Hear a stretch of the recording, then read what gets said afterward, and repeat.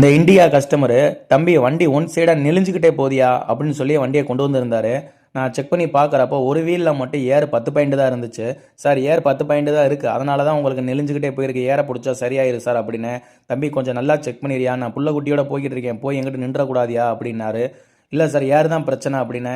தம்பி இப்போதான் நான் டீசல் போட்டுட்டு பெட்ரோல் பங்க்கில் ஏரை செக் பண்ணிட்டு வர்றாயா அப்படின்னாரு. நம்ம யார் வம்புக்கும் போறது இல்ல, யார் தும்புக்கும் போறது இல்ல, நம்ம உண்டு நம்ம சோழி உண்டுன்னு போயிடுறது.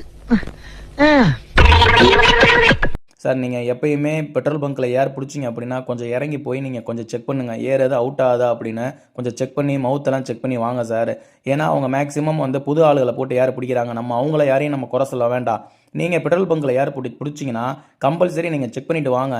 நான் ஒரு நாளைக்கு பெட்ரோல் பங்க்கில் ஏர் பிடிச்சதா சொல்லி பஞ்சருன்னு சொல்லி செக் பண்ணுறப்ப பூரா அந்த மவுத்து நிப்பு தான் பிரச்சனை. நிறையா வண்டிக்கு அவங்க இதை தான் பண்ணுறாங்க.